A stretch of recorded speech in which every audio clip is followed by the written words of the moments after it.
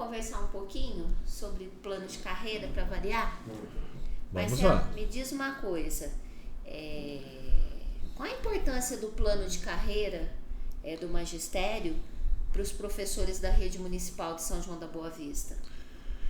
A principal importância do plano de carreira é a regra única. Poder ter uma regra única para todos. Para que não haja nenhuma diferença de tratamento, que todos sigam uma única regra com direitos, deveres e obrigações. Então, na sua opinião, esse plano de carreira foi um avanço, né? Ele só precisa ter algumas melhorias aí, né?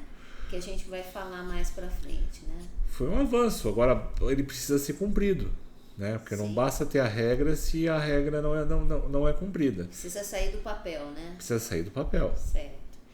E me diz uma coisa, quais são as dificuldades atuais, as principais dificuldades atuais do plano de carreira do magistério e que atrapalha a carreira do professor, que fere o direito individual do professor na rede municipal?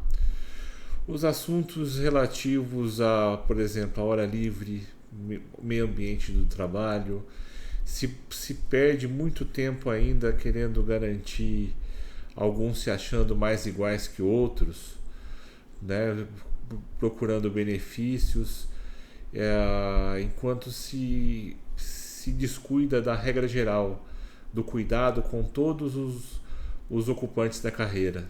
Então, o detalhamento dessas regras, né? Sim, o detalhamento dessas regras. Então, o plano de carreira ele existe para esse detalhamento. Sim, para que se garanta uma regra igual para todos. Sim, não fica aquela coisa assim ampla, né? Perdida no espaço. Perdida de entendimento, né? Como é o caso da hora livre, né? A gente vai conversar daqui a pouco sobre as emendas que foram feitas pela Câmara Municipal, né? Na Lei 4.744, de 8 de dezembro de 2020. 4.744/2020, né? E o que foi feito de emenda aqui que seria importante o professor ficar atento? Falando a questão da hora livre, né? Ela foi estabelecida ali, mas a gente sabe que cada escola faz essa hora livre de uma forma, né? Então, é importante o professor entender a composição da jornada. Certo. A composição da jornada de trabalho do professor reserva 1/3 para ser cumprido sem alunos. A chamada hora livre. São 20 horas, no caso de professor fundamental. 20 horas com alunos e 10 horas sem alunos, né? Então, esse tempo da jornada sem alunos é para o professor se dedicar às tarefas administrativas da função. Sim. Planejamento, corrigir prova, preencher caderneta. Certo, mas foi um avanço, né? Porque agora não estava previsto no plano de carreira e nessa emenda está prevista, né? Nessa emenda se detalhou.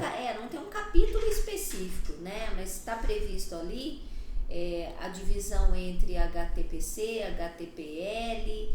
Bom, enfim, se sobra 5 horas, né? Para o professor semana, o benefício dessa emenda foi especificar as horas de HTPC, as horas de HTPL e as horas que devem ser cumpridas na escola. Certo. Agora, o problema é como essas horas serão cumpridas. Fala um pouco pra gente como que tem sido feita o cumprimento dessas horas na prefeitura, porque pelo que vem na legislação atual, né, inclusive tem jurisprudência, ela não pode ser fracionada e não pode ser contada no intervalo. Sim, o problema da prefeitura é que ela fraciona essa hora livre para dizer que está sendo cumprida. Por exemplo, contar o intervalo, meia hora da entrada, meia hora da saída. A questão toda que se coloca é que essa hora não pode ser fracionada. Por quê? Porque é o tempo do professor realizar a tarefa administrativa dele.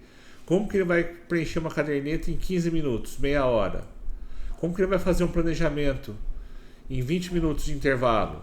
Certo. Não dá. Então tem que ser concedido a hora inteira, a aula inteira. O período não pode ser fracionado. E a Prefeitura de São João da Boa Vista fraciona tudo que pode para dizer que cumpre. Essa flexibilização, né, esse fracionamento da hora livre, essas flexões de como cumprir essa carga horária de hora livre, desvaloriza o professor, né? Ele não pode ficar desatento diante dessas questões, né? Desvaloriza porque vira bagunça. Cada escola cumpre de um jeito. Não há uma regra única, um protocolo a ser seguido. Certo, então não é discricionário do administrador público fazer do jeito que ele quer, né? O professor tem que entender que tem uma lei que tem que ser cumprida, né? Tem que ser cumprida. Certo. E o que mais mudou nessas emendas aí? Eu acho que foi até um avanço em relação aos cargos comissionados. Não, a grande mudança da Lei 4.744 foi ter criado os cargos para o concurso público das funções de suporte pedagógico. Certo. Né? O primeiro passo é esse. Muita luta, hein? Muita luta, desde certo. 2015. Sim. Se criou os cargos, agora vai ter que se fazer o concurso. Certo. A briga é que a prefeitura quer fazer esse concurso em 2023. Mas ao que parece, pelo que consta na lei, a previsão orçamentária é 2022. Então o concurso vai ser realizado em 2021. Certo. Mas foi um avanço para o professor, né, Marcelo?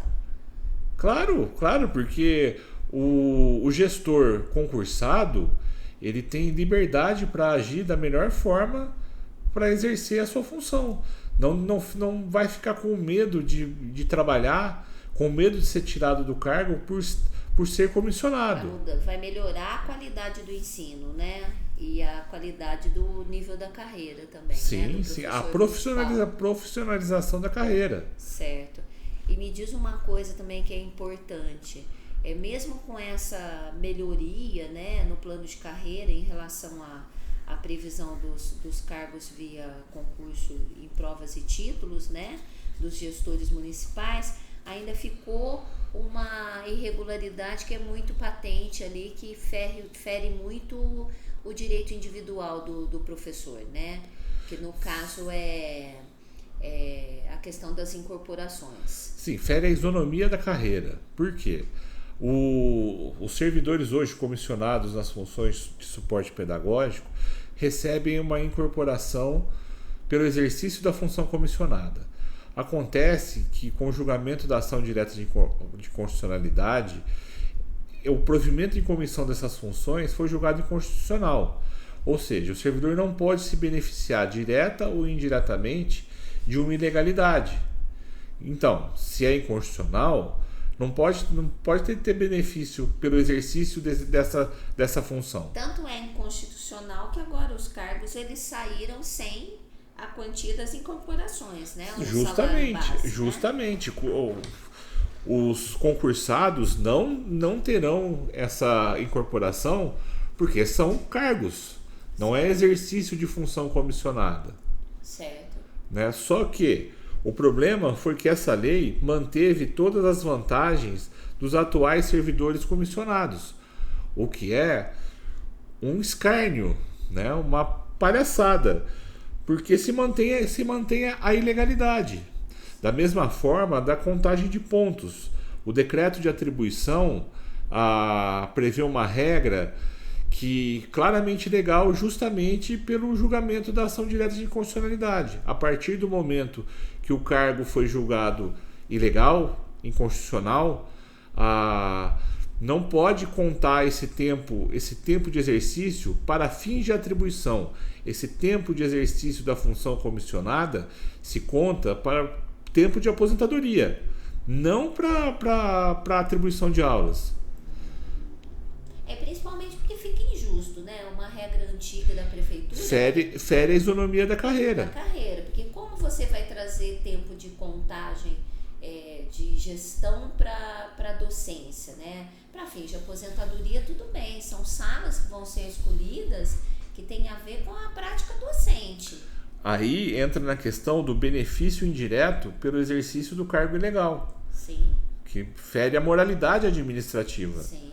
Então teria que ser feita uma nova tabela de pontuação. Inclusive foram feitas algumas modificações, aumentando alguns certificados, né?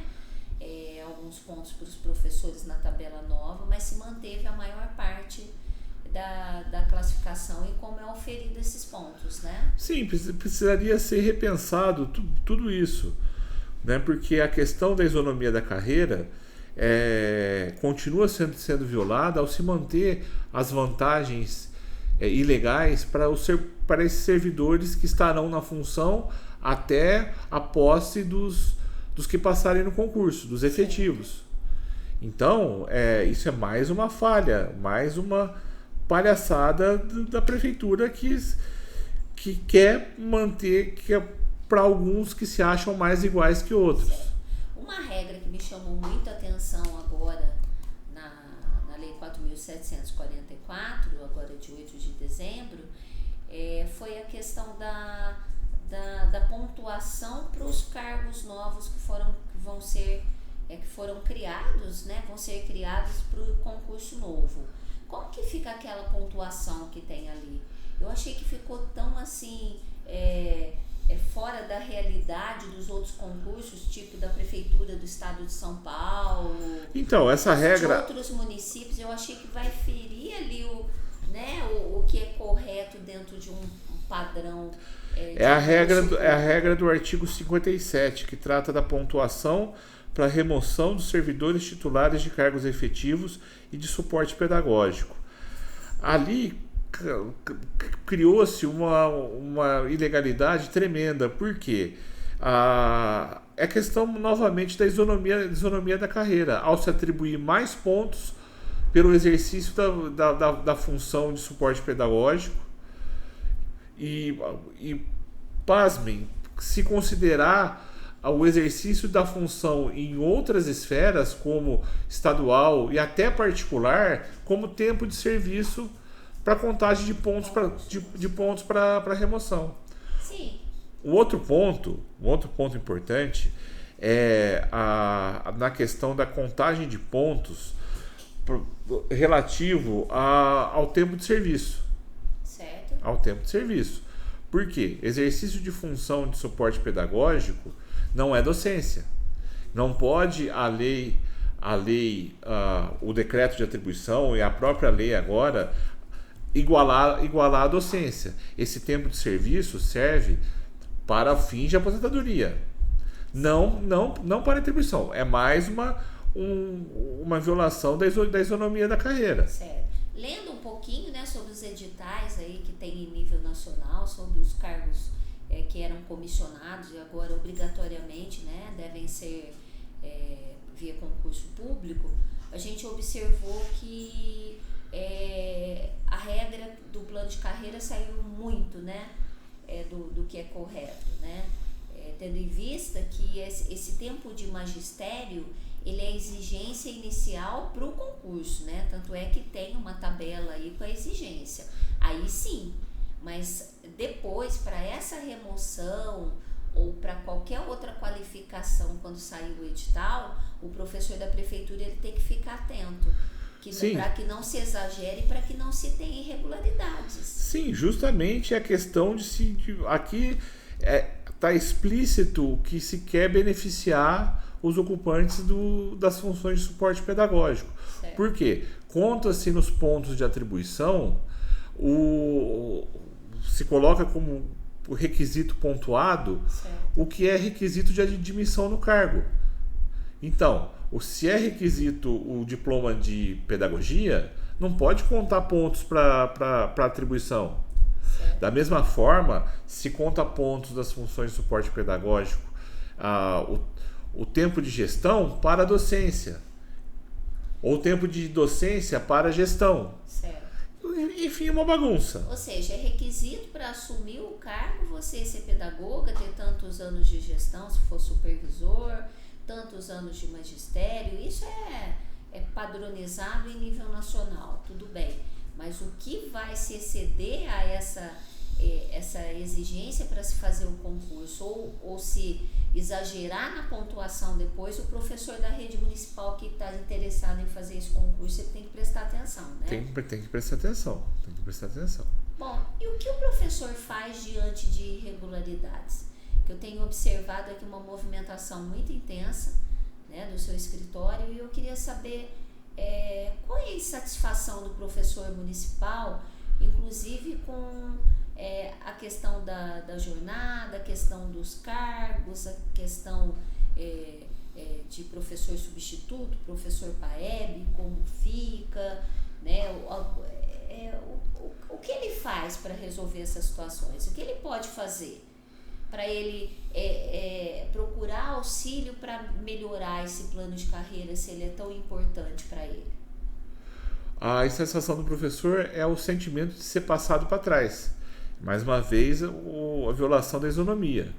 Alguns sendo mais iguais que outros. É isso que traz insatisfação para o professor. O que o professor pode fazer é, primeiro, recorrer ao sindicato, que é o representante da categoria. Sim. Caso o sindicato não resolva, procurar um advogado de confiança e promover as ações cabíveis, buscando corrigir qualquer ilegalidade.